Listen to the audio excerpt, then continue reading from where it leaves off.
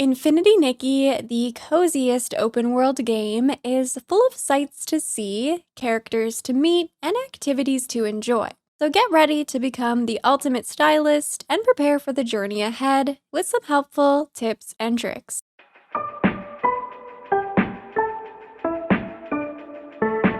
Hello friends, welcome back to my channel. I'm Sarah Sunstone, and today we have a brand new episode of Wish I Knew,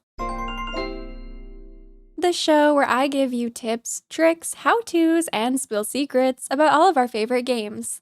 In this episode, I will be sharing what you need to know before you set foot into Miraland and embark on your new journey as a stylist in Infinity Nikki. Earlier this year, I was able to experience a preview build of the game, so after spending hours in the magical world, I have some helpful information and tips to share with you to get you started. Please go ahead and shine the lovely like button if you find these videos helpful, and make sure you're subscribed with your notifications on for more Infinity Nikki content. Otherwise, without any further ado, let's get right into it. Let's start off by setting the scene for Infinity Nikki, which actually is not the first Nikki game. However, it is the first time a Nikki game has been executed in this open world style and available outside the mobile platform. But rest assured, you don't need to have played the previous entries to know what's happening in Infinity Nikki. It will have its own story to immerse yourself in. Miraland is the universe in which the game takes place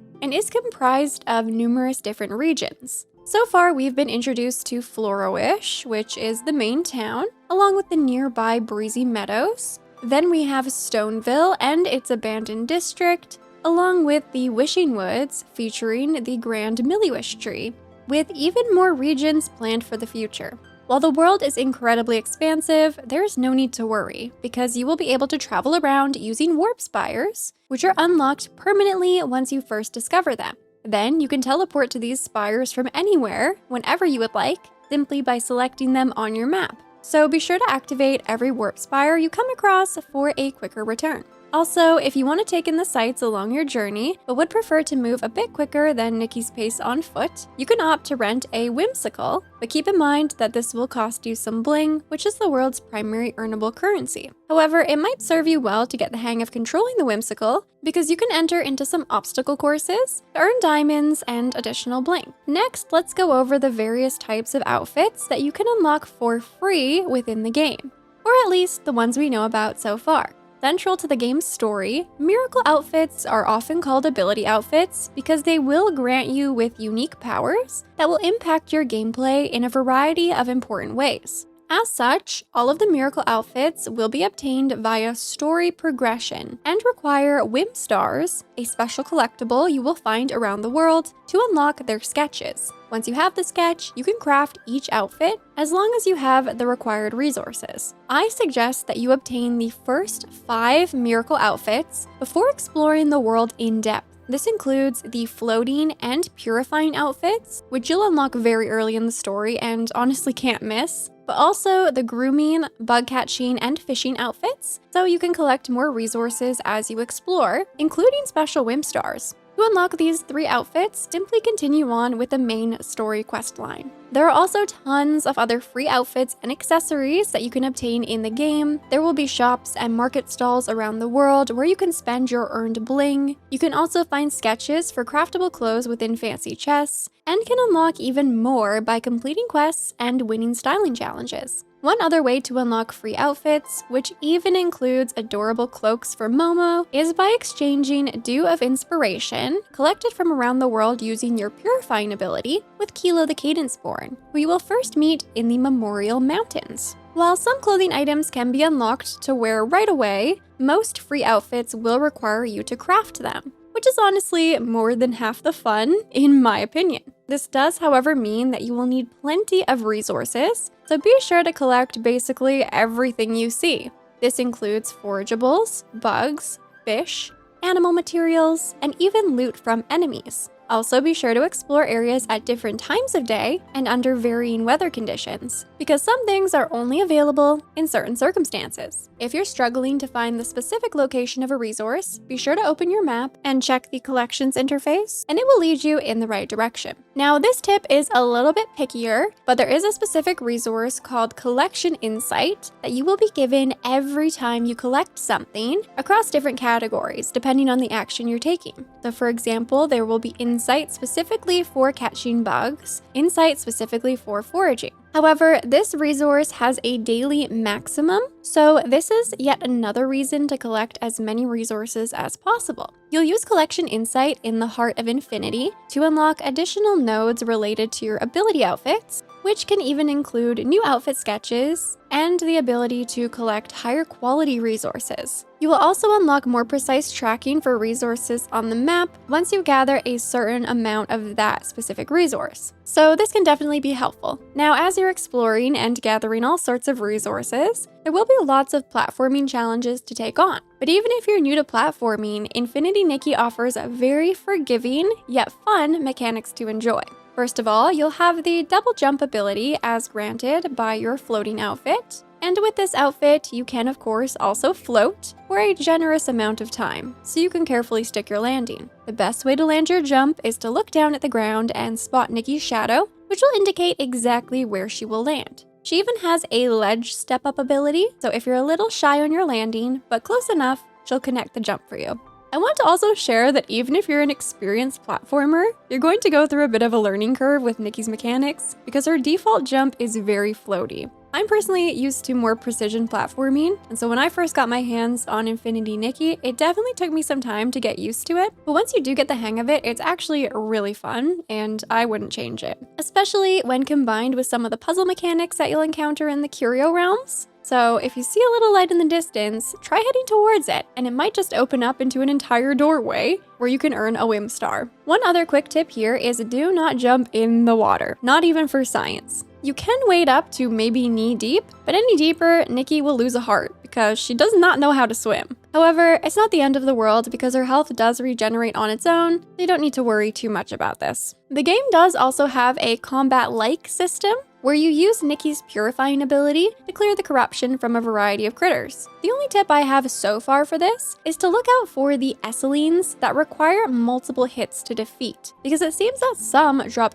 thousands of blings once you successfully defeat them. Next, let's talk about quests, because there are 3 different types that you should know about. First, there are the main quests, which are fairly self-explanatory. These follow the game's main story and will lead you towards unlocking new miracle or ability outfits. I imagine that these quests will also introduce you to new areas, characters, mechanics, trials, and more, so you should definitely prioritize these quests if you want to unlock new features. The next type are world quests. These you have to pick up yourself whenever you see a blue exclamation mark or blue font above a character's head, for example. So think of these as trackable side quests, and definitely go ahead and activate any that you come across so you can keep tabs on them in your user interface. The third type are story quests, and these ones are a little bit trickier to navigate, unless they've made changes since my time with the preview. Basically, these quests are found by discovery, or by stumbling upon certain things in certain areas of the world. You'll see them pop up on the left side of your screen where all of your tracking information can be displayed, and these quests might include completing tasks like taking a photo of a certain location or completing a request for a character. However, once you leave the area, it won't be marked on your map for you to easily return to.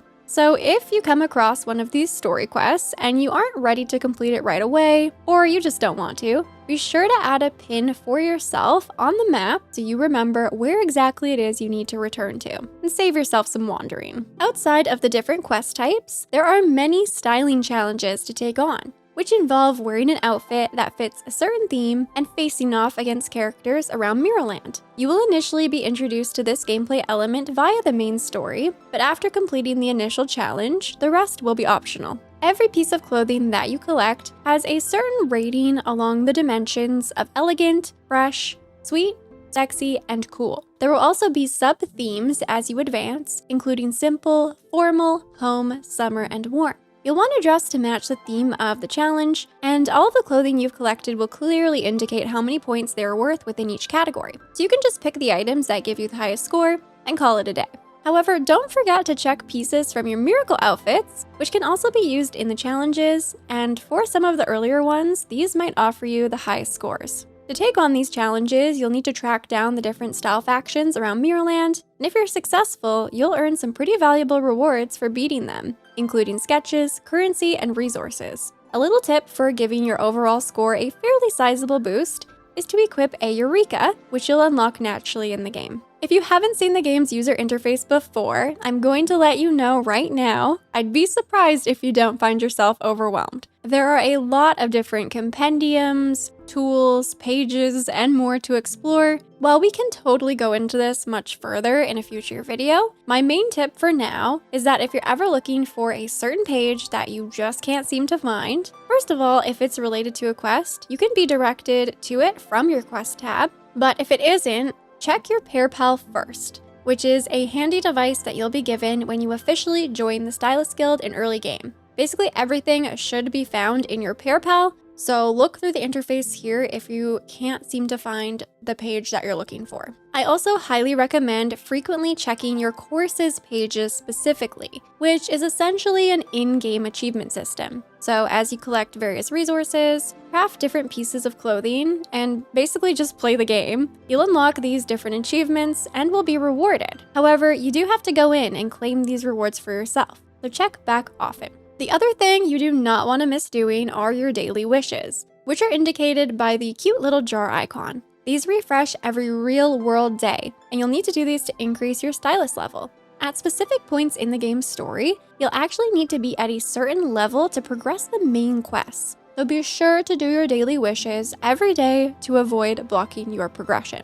Now, like the many pages on your user interface, the game also has a ton of different picky resources and currencies, which can be really confusing and does feel somewhat unnecessary. While I don't have the experience with everything in the game yet, I'll share what you actually need to know for your earlier hours and days of playing the game just to get you started. So first, bling is Miraland's main currency, so essentially your gold equivalent. It is earnable in-game, and you'll need it for essentially everything, from purchasing outfits, accessories, and potions, to crafting items, and more. So collect all that you see. Bling will also respawn in the world every real-life day. So a little trick is to pin certain areas on the map where you've found an abundance of bling if you need help remembering where to return to the next day to collect more. Also, while this isn't a big deal, don't miss out on the bling you can collect in the game's early tutorial zone, because I wasn't able to return to this area after exiting during my time with the preview. And collecting this will just give you a little head start. Next, we have the Dew of Inspiration, which are the floating orbs that you'll spot around the world. You'll need to gather these using your Purifying ability, and as we previously discussed, you can trade these in to Kilo the Cadenceborn for tons of rewards. Next, we have diamonds, which are also earnable in-game from so many sources. They can be found in chests, from beating minigames, completing courses, leveling up, participating in events, and more. Resonite and Revelation crystals are also earnable in-game from a variety of sources, including upgrading your Mira level, increasing your compendium ranking, advancing your stylist rank, from Kilo the Cadenceborn, and even from in-game events, and as gifts from the devs. Stellarites are the game's premium currency, which is purchasable with real-world money and not earnable. Stellarites can be used to purchase outfits, or in exchange for earnable currencies, like diamonds, which I wouldn't recommend doing since you can earn them yourself by playing the game.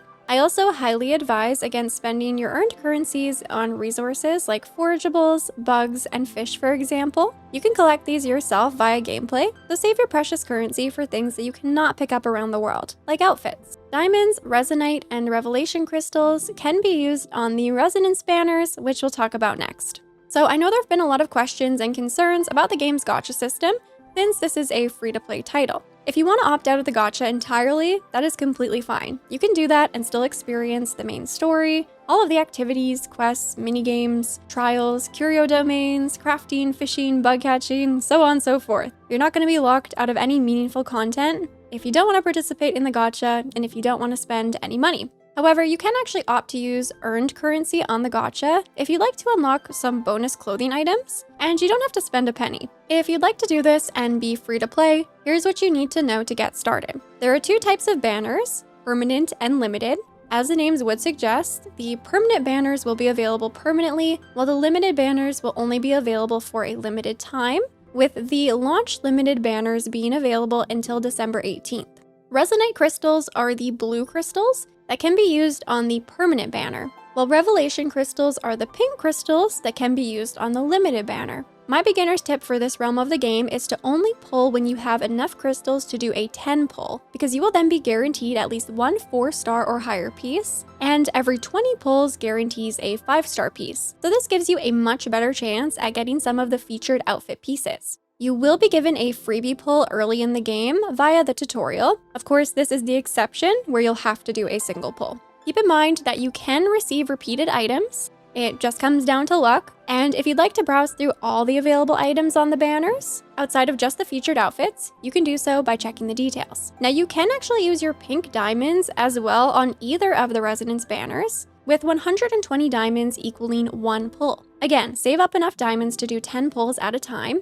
And I recommend only using these on the limited banners, mostly because you'll have plenty of time to collect more Resonate crystals for the permanent banner, so it just makes sense to use your diamonds on the limited one instead. Do note that in addition to the random resonance items, there are a series of guaranteed rewards that will be granted after every 20 pulls. This includes makeup items, outfits from Momo, color contacts, avatar frames, and more. However, these still are all cosmetic and optional, but there's no chance with what you're gonna get here. There is also a cute little bling gacha in Florawish, looks like a little gumball machine, where you can unlock another series of clothing items, again at random chance, following the same rules where you can get duplicates, but this time it's using your earned bling, which is a much more common currency. Again, I still recommend saving for 10 pulls here if you want it to be more worth your while. I think this should be enough information to get you started, and I hope you find it helpful because I know I felt super overwhelmed when I was first introduced to these resonance banners. Finally, let's go over some more practical details for the game. Infinity Nikki will be available on PS5, PC, and mobile via iOS and Android as a free-to-play game with controller support available on PC as well. The game will offer cross progression, so you can pick up and play across multiple different platforms without losing any progress. One thing that I really want to note is that if you're playing on PS5 specifically, be sure to create your Infold account before launching the game, so you can connect it with your PSN account. If you skip this step, the game will automatically create an Infold account for you, and you won't be able to link it to one you've created yourself. You also only have one chance to link, so don't dismiss the prompt when you open the game. I'll be sure to link some of the official FAQs, covering information about this process, along with some other useful information down in the description for your reference. Now, there's no doubt that this game has so much to offer and will be ongoing. So this even includes tons of exciting events that will offer players free rewards. As always, I'm here to help, so be sure to tune in to my new show called Momo Minute, where I will keep you in the loop with bite-sized episodes dedicated to the latest need-to-knows for Infinity Nikki. Well, there you have it, friends. I think that covers everything you should know before you play. However, stay tuned for even more helpful videos to guide you on your new journey. I hope you have the best time in the world with this amazing new game. So be sure to let me know down in the comments what you're most excited for and what you found the most helpful from today's video. Anything and everything, you know I always love hearing from you. And with all that being said, thank you so much for watching. I love you all, and until next time, take care.